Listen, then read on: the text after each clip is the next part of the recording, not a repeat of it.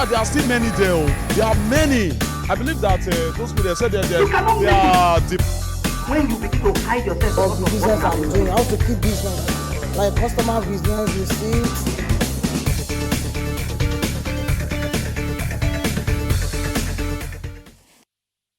Hello, this is Oyin Adekunle welcoming you to another episode of Talking Migration on TV 360. Now let's begin with this news about the federal government of Nigeria launching a new international passport. This decision was reached at an emergency Federal Executive Council meeting convened by President Muhammadu Buhari. As expected, quite a number of adjustments has been made to differentiate the new document from the old one. Now take a listen to the Minister of Interior and the Comptroller General of the Nigeria Immigration Service talk about the improvement. Things are dynamic in technology, and ICAO also brought up additional features, security features, which we have to comply as early as possible for various reasons. We have series of cross-border issues to deal with, a series of challenges in terms of border security and management. And one of the best ways to do that, in addition to biometrics we had introduced, is to ensure that our passport, contains all these security features, at least to make it foolproof against identity theft and against any criminal using it to sneak into our country. There are 25 differences between the old and the new passports. Some of them you don't need to know. But those you need to know that are very simple to you. This is the standard password which everybody holds. You can hold this together with any of this, but you can't hold the three passports together. Any Nigerian citizen can hold this if you are naturalized or Nigerian by birth. But an official of government who works for government from the rank of a deputy director at the federal level and a director at the state level can hold this. This is diplomatic passport dedicated for diplomats, but head of government agencies like ministers hold this passport, but some of them hold it for life. Like Mr. President, whoever is president of Nigeria holds diplomatic passport for life. First, this passport has been divided into three, the standard passport. There will be 32-page booklet for 5 years. It means anybody can apply for this booklet for a period of 5 years, and it will cost 25,000 naira. Abroad, remember we issued this passport in Nigeria and abroad. We have almost 30 missions abroad that issues passport. It will cost $130.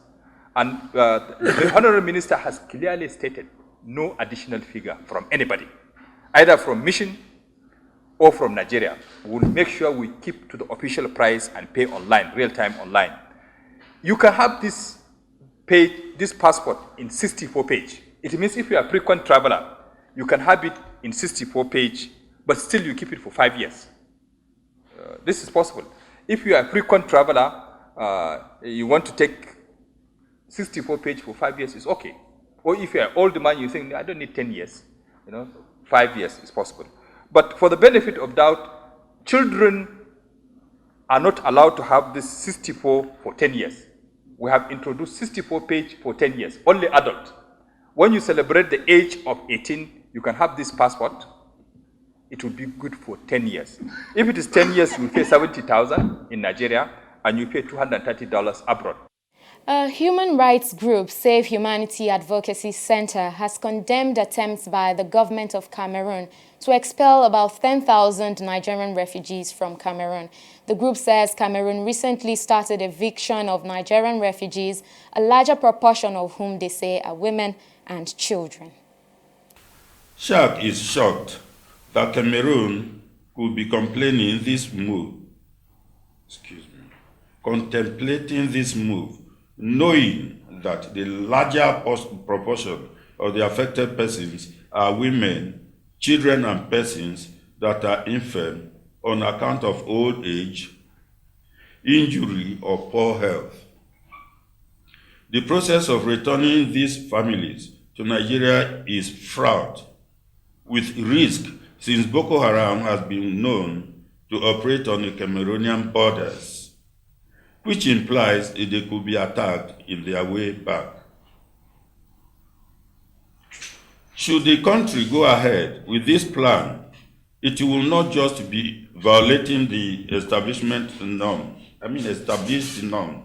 for treating this class of persons in conflict situation.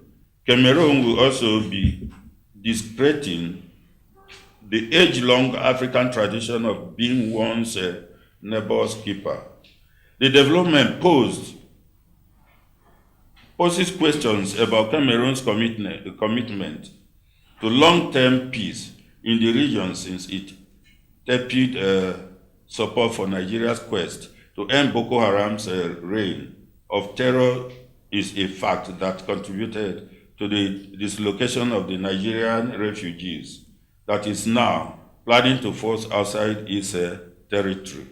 Meanwhile, the governor of Edo State, Godwin, has been talking about some of the recent policies of his administration in reducing the level of irregular migration and human trafficking in the state. He says the state is making huge investments in education in order to encourage indigenes to remain in the country. We've made tremendous success. Even the EU has admitted that irregular migration from Edo State has dropped significantly in the last 6 months since we set up our task force to deal with the matter frontally. So we've made, so in terms of success we have, also in terms of consciousness of just trying to make younger people understand that that is not the, it's not the recipe, that traveling does not resolve the problems, and most times the dangers they're exposed to, the hardships they're exposed to, isn't really worth the risk they are taking. So that advocacy has worked in that area.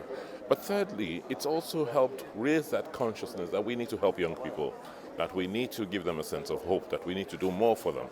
And so for us in Edo State, we're focusing more on education, restructuring our basic education system, to give people knowledge, to give people confidence that they can make it on their own if they have the right skills.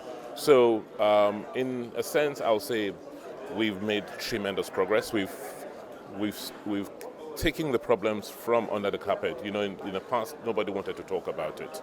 It was all spoken about in hush-hush terms. We put the issue on the table, and we're dealing with the issue on the table. And, that way we're making progress. On its part, the United Nations International Organization for Migration, that's IOM, continues to support returnee migrants with the Assisted Voluntary Return and Reintegration Program. It involves taking selected returnees through business trainings before supporting them with funds to establish their businesses. Now, after this break, we'll be taking a peek into the life of a returnee migrant who has successfully gone through that training. Don't go away.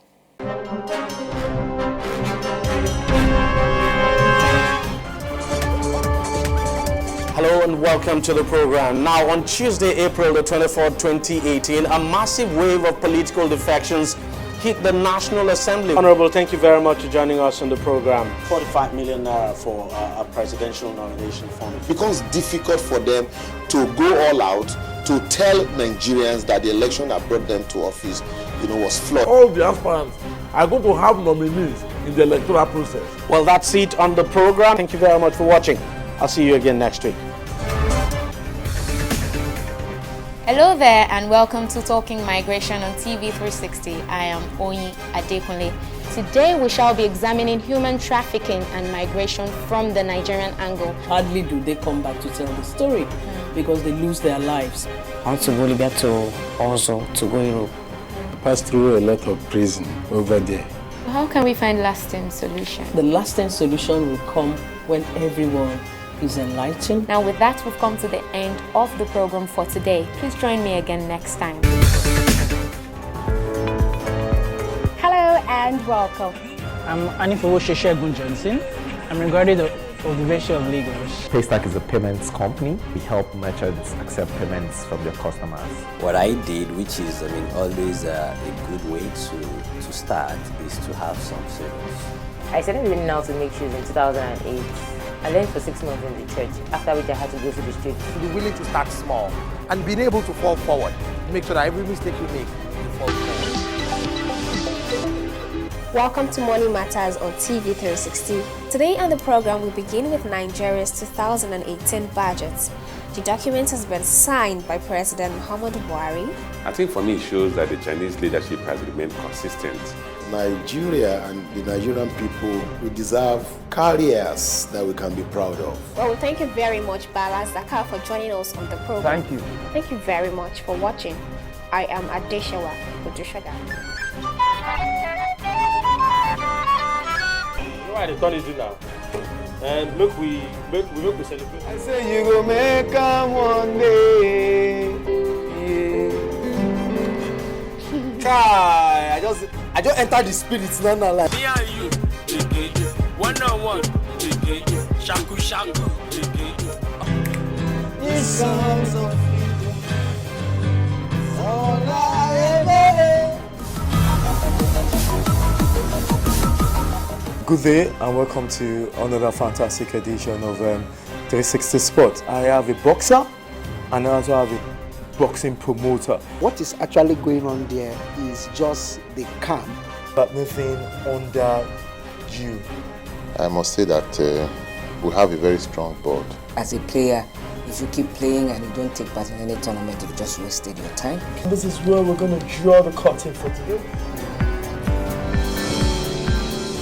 Hello there, you're watching Ecosphere on TV 360 Nigeria.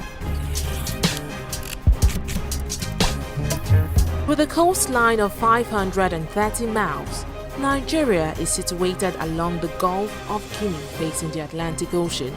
Ocean surge is a phenomenon or something that happens on a regular basis. That's the end of the ride for today. I am Fidelia Aguncha. It's bye. Hello there, it's great to have you within the four walls on TV 360 Nigeria. With me, I have Semi Tokpe Ogun, education consultant in the environment contributes massively to what the child becomes. Going to university, you just have to prepare yourself. What we need to address is the problem of out of school. Until I come your way next time, stay blessed. Bye. You're welcome back. Now, Yusuf Shakiru Owolabi is one of the beneficiaries of the IOM reintegration program. With the help of the agency, he is now running a successful carpentry business and earning a living from it. This next report has the details. Please enjoy. This is the popular Agboju Road along the Lagos-Badagry Expressway.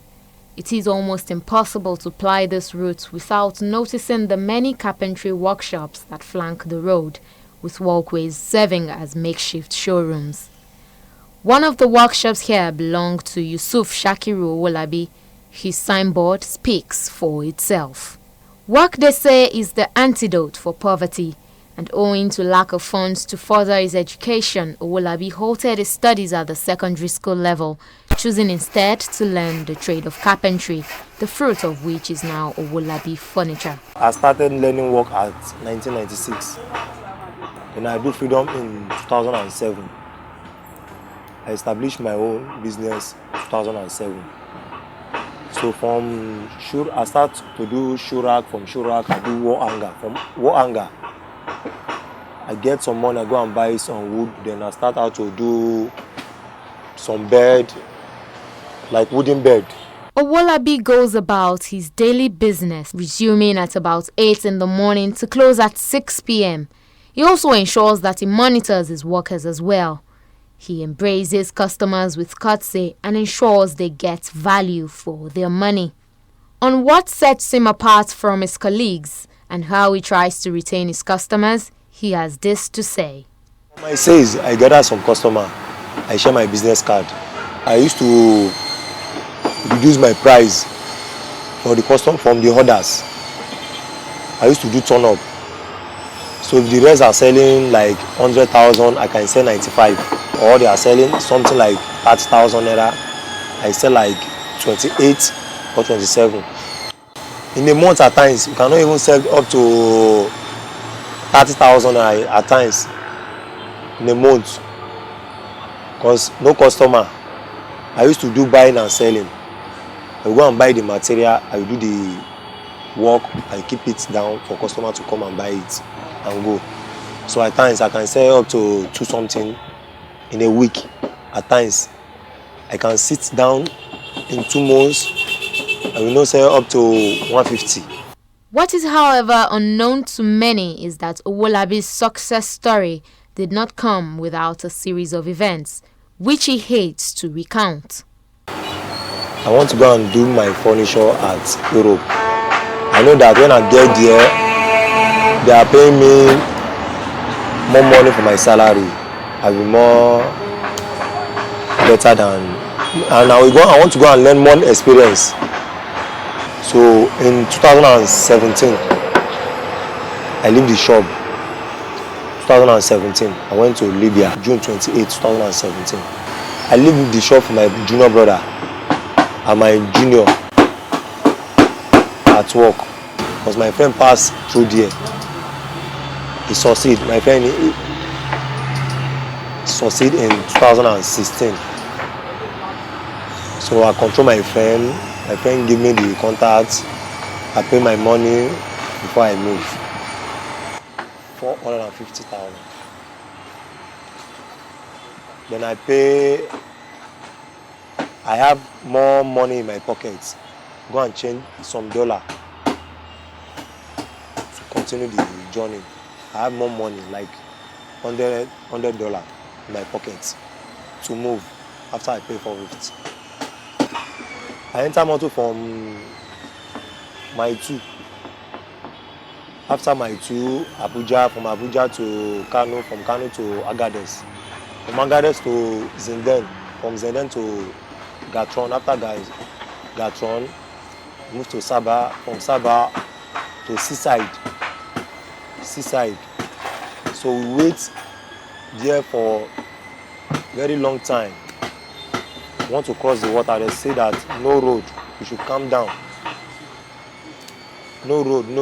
Till after some months, before all the money with me finish. So I call house to give me some money. They will give me feeding money. So it's from the money I used to feed myself. So I don't have any money with me. So I used to call my parents. They should give me money, I want to eat. So after then, I went to the seaside. On my way going there, they now arrest me on the sea. Back to the Libya territory. I spent 1 month and a week in the prison. Before I come outside, IOM now bring me back to Nigeria. On his return to Nigeria, he thought all was lost.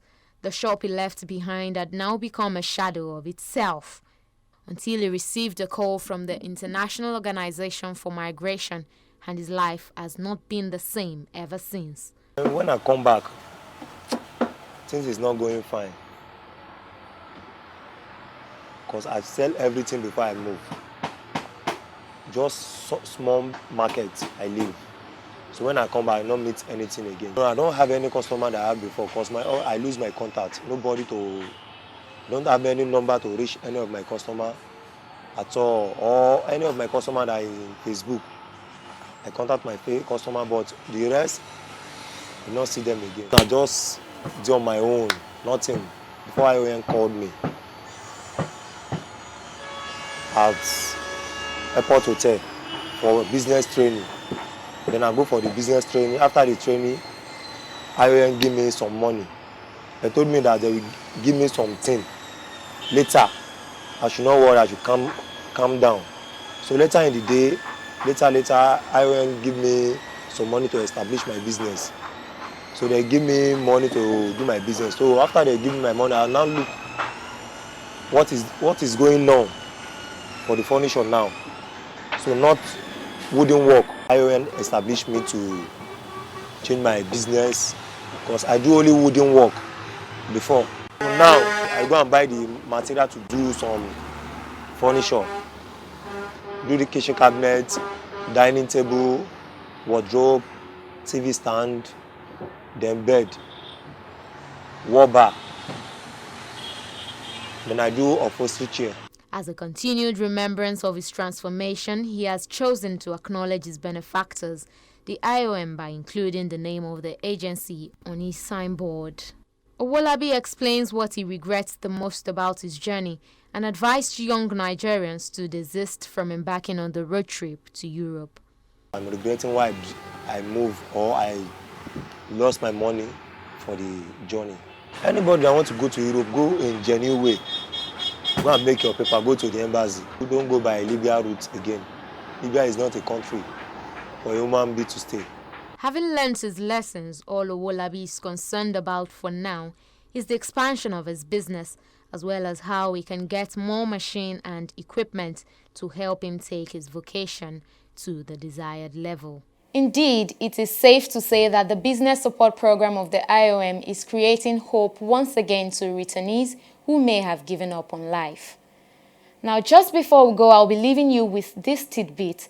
You may not know that as far back as the late 70s, migrants from northern Nigeria and southern Niger have been venturing into Europe through the Agadez route in search of greener pastures. Unfortunately, only some and few of them succeed on the journey. Now, if the recent statistics is anything to go by, it has become even deadlier than it was then. So in essence, let history be your guide. If you must travel, visit appropriate channels and proceed through authorized means.